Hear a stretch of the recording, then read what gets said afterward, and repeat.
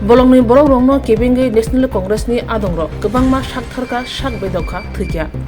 Bolongni borok rongno tui khapurma kwrwi poitosama kwrwi Congress bodol obahaina saka Congress bodol. Hastini Mantri Okra Ksam Biplop Kumar Dev samani tongo. Hasteba bolongni borokni jingjal kwrwikha phiaba 2024 September talni thangnai 24 salmariwo khorok bara charchi bri bolongni borok yak silai choba yakri tong kosong lamao kifili faikya Hastini Mantri Okra Dr. Malik Shahani yagromoi abo bhai khlai ungi mankha sumukti saka Congress bodol bolongni borok urpati rima bai tei kringja kwrwi kufur swilaye swirodi sumukti saka Congress Pradesh Kasku Ashish Kumar Saha Fasalo Agartala Pradesh Congress Habanogo Kaisa Koktuma Thumani Kuthumung Khlaijaka Manjaka Pradesh Congress Kasku Ashish Kumar Saha Manjaka Pradesh Congress Khopang Probir Chakraborty Khobi Kubuni Nangnasunai Atongro O Shalni Koktuma Thumani Kuthumungo Pradesh Congress Kasku Ashish Kumar Saha Saka Hastibo Thungrungni Jari Tabuni Jorowo Hastini Tipasarok Manbanta Maya Manthai Jagya Tripura Hastibo 20 lakh ni slai kwbangma tui lomui dera khora ngbakhya borok rangni chubachu malia bote bosaka bolongni borok agio bo tong kosong langmo kifili faikya borok tabo bo tong thai maya package rogo tongmarok suduse rjagya maya khon manbanta sane borok uram khorang tisajak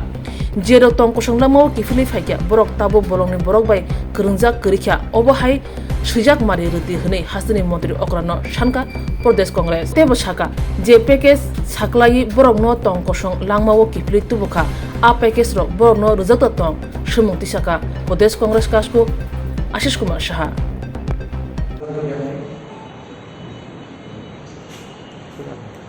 ভারতীয় জাতীয় কংগ্রেস গোড়া থেকে তার যে মূল ভিত্তি আমরা বিচ্ছিন্নতাবাদ সন্ত্রাসবাদ উগ্রবাদের বিরোধী এবং দেশ পরিচালনার ক্ষেত্রে এই নীতিতে বিশ্বাস থেকে আমাদের বহু ত্যাগ তিতিক্ষার সম্মুখীন হতে হয়েছে আমরা মহাত্মা গান্ধীকে হারিয়েছি আমরা ইন্দিরা গান্ধীকে হারিয়েছি আমরা রাজীব গান্ধীকে হারিয়েছি সন্ত্রাসবাদ বিচ্ছিন্নতাবাদের উগ্রবাদের বিরুদ্ধে লড়াই করতে গিয়ে আমাদের এই তিনজন মহান নেতা সহ বহু কংগ্রেস দলের নেতা কর্মীদের তাদের আত্মহত্যা দিতে হয়েছে তাদের সন্ত্রাসবাদী উগ্রবাদীদের হাতে তারা প্রাণ বিসর্জন দিয়েছে আমরা বিশ্বাস করি যে উগ্রবাদ পরিহার করে শান্তি সমৃদ্ধির পথে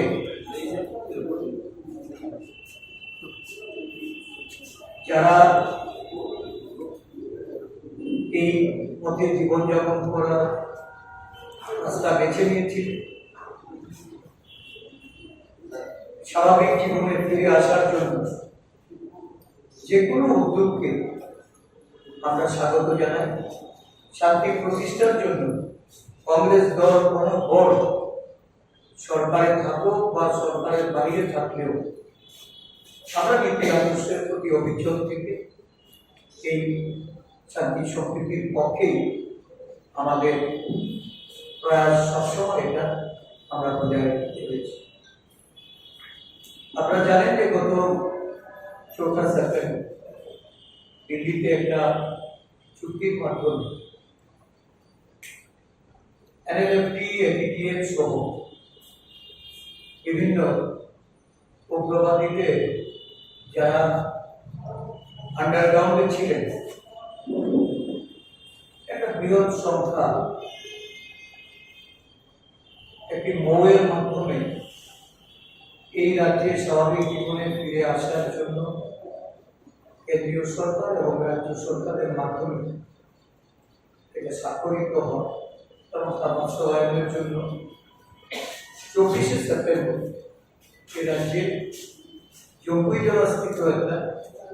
পিএসআর ক্যাম্পে এই আত্মসমর্পণের যে পটভূমি এটা এই রাজ্যের মানুষ প্রত্যক্ষ। আমরা এই রাজ্যে বিজেপি সরকার প্রতিষ্ঠা হওয়ার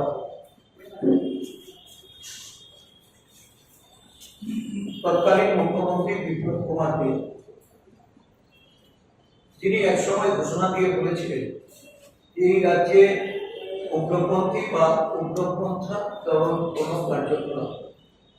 এগুলি সম্পূর্ণরূপে এটা নিশ্চিহ্ন হয়। এই রাজ্যে উগ্রপন্থীরা অবশিষ্ট নেই এবং এটা বর্তমান যে মুখ্যমন্ত্রী অকপটে উনিও এটা স্বীকার করেন বা তৎকালীন সময়ে শাসক দল বা অন্য কোন সংগঠনের পক্ষ থেকে এই ধরনের এই দাবির বিরোধিতায় কোনো আমরা বক্তব্য আমরা শুনতে পাই। তো স্বাভাবিকভাবে হঠাৎ করে যখন একটা 584 জনে বিভিন্ন উগ্রবাদী দলের তাদের সদস্যদের আত্মসমর্পণ করার বিষয়টি সম্মুখে আসে বা বিগত 1 দশকে বা তারও উপরে প্রকাশ করে এটা পরিষ্কার করা বিভিন্ন সময়ে উগ্রপন্থার কারণে জাতি উপজাতি বিভিন্ন অংশের মানুষ যারা উদ্বাস্ত হয়েছে বাস্তুচ্যুত হয়েছে নানা জায়গা থেকে যাদেরকে বাড়ি ঘর বিষয় সম্পত্তি সমস্ত পেশাগত তাদের যে কাজের সঙ্গে তারা যুক্ত ছিলেন সেগুলি ফেলে যারা চলে এসছে বিভিন্ন জায়গায় আজকে বিক্ষিপ্তভাবে তারা দারিদ্রতার সঙ্গে লড়াই করে জীবনযাপন করছেন। আজকে সেই সমস্ত ব্যক্তিগুলি তারা বিভিন্ন সময়ে আন্দোলন করে তারা মুখ্যমন্ত্রী সমিতিতে এসে তাদের দুর্দশার কথা তুলে ধরলেও তাদের সম্পর্কে কেন কেন্দ্রীয় সরকার বা রাজ্য সরকারের পক্ষ থেকে কোনো পদক্ষেপ নেই, কেন তাদের জন্য কোনো প্যাকেজ ঘোষণা হয় না, কেন ওই মানুষগুলিকে পুনর্বাসনের জন্য রাজ্য সরকার কোনো পদক্ষেপ গ্রহণ করবে। আমরা জাতীয় কংগ্রেস দলের ত্রিপুরা শাখার পক্ষ থেকে আমরা দাবি জানাচ্ছি অবিলম্বে এই উদ্বাস্ত পরিবার যারা কয়েক দশক ধরে রাজ্যের বিভিন্ন জায়গায় বসবাস করছেন, যাদের জমি জমা বাড়ি ঘর থাকা সত্ত্বেও উদ্বাস্ত হওয়ার কারণে তারা বাড়ি ঘর ফেলে চলে আসার কারণে তাদের প্রভূত ক্ষতি হয়েছে, তাদেরকে পুনর্বাসন দেওয়ার ব্যবস্থা করা হোক, তাদেরকেও অনুরূপ প্যাকেজ এর মাধ্যমে তাদের ক্ষয়ক্ষতি নিরূপণ করে তাদেরকে আর্থিক সহায়তা প্রদান করা। এটা আমাদের দলের পক্ষ থেকে আমরা এই দাবি জানাচ্ছি। সরকার অবিলম্বে শ্বেতপত্র প্রকাশ করুন। সরকার এই বিষয়ে উদ্বাস্তুদের তাদের স্থায়ী বাসস্থানে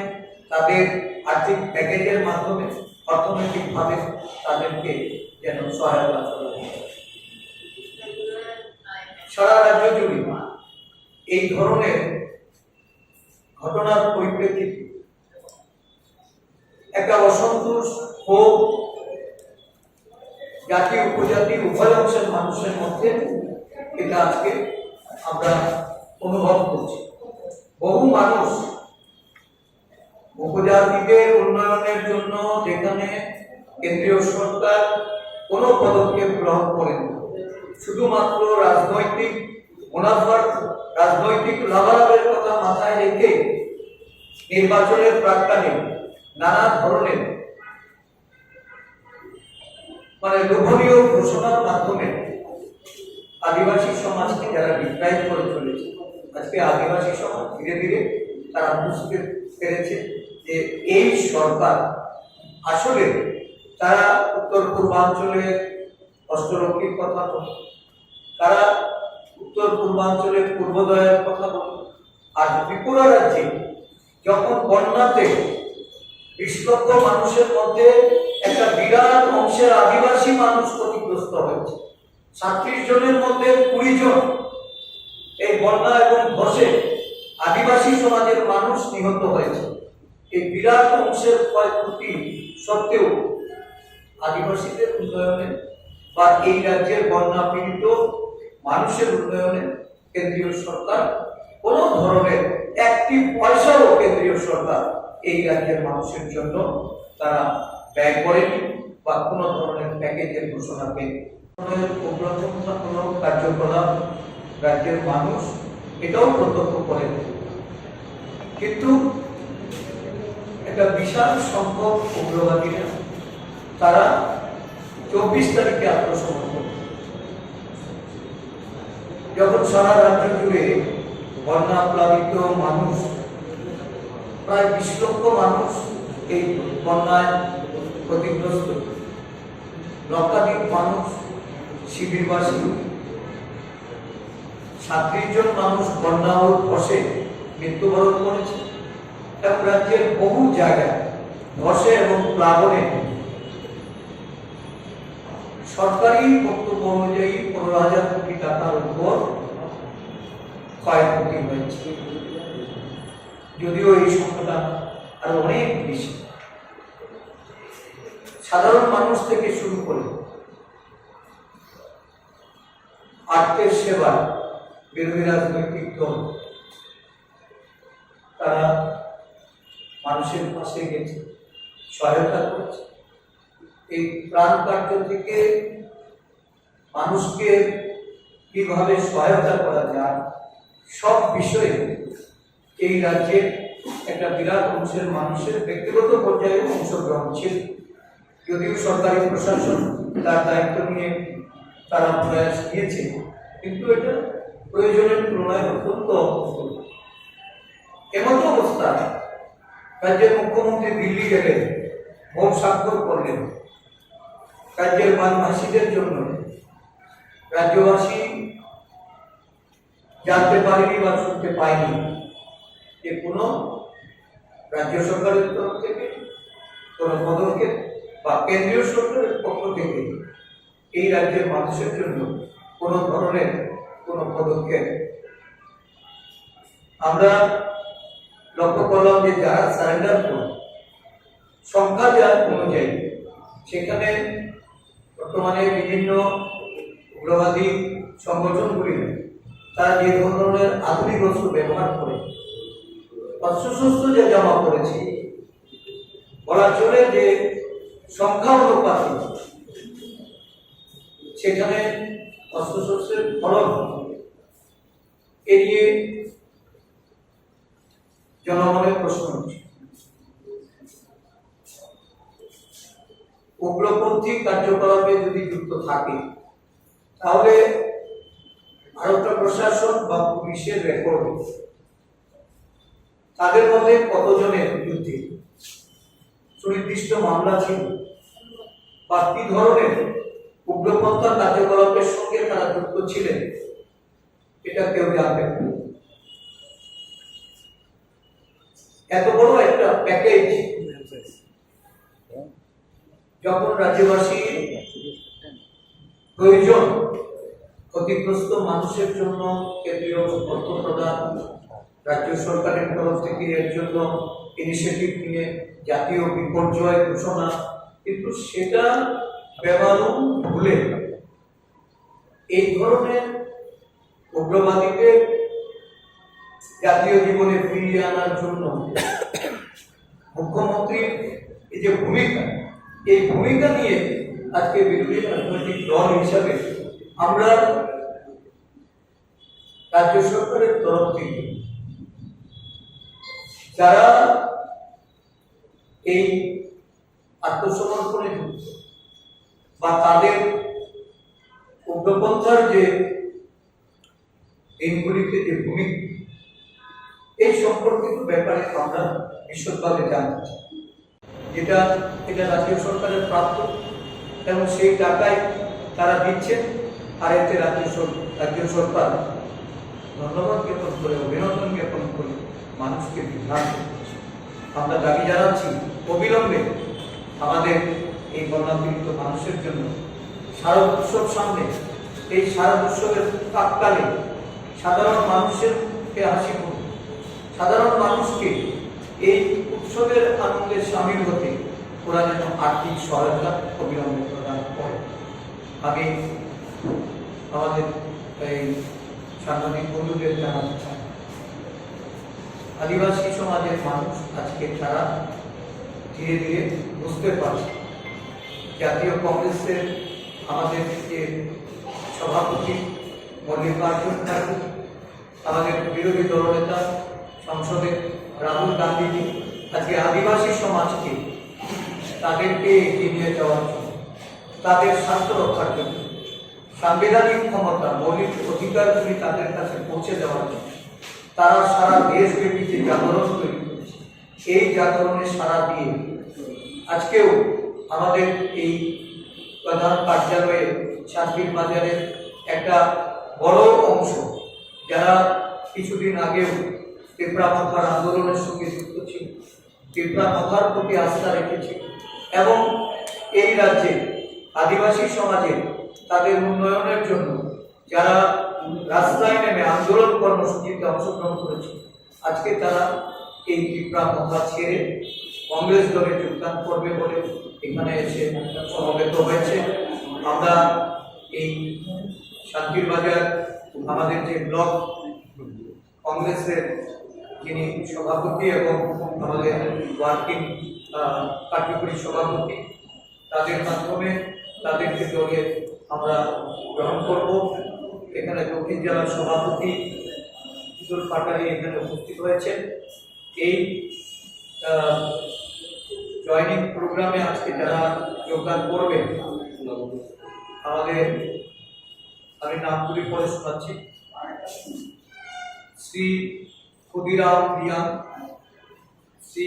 মানিক জয় ত্রিপুরা, শ্রী সত্যেন্দ্র রিয়াং, আব্রাহাম রিয়াং, হেমন্ত রিয়াং, হেমেন্দ্র রিয়াং, সূর্যহন রিয়াং, সোনামণি দেববর্মা, এই 8টি আমাদের যে বিশিষ্ট সক্রিয় কর্মী, তাদের মাধ্যমে প্রায় 34 জন ভোটার কংগ্রেস দলে আজকে যোগদান করে কংগ্রেস দলকে শক্তিশালী করার জন্য, আদিবাসীদের জন্য সারা রাজ্যব্যাপী আমাদের যে আদিবাসী কংগ্রেসের শক্তি বৃদ্ধিতে তারা সম্পূর্ণভাবে নিজেদেরকে যুক্ত করবেন। প্রদেশ কংগ্রেসের পক্ষ থেকে তাদেরকে স্বাগত জানাই এবং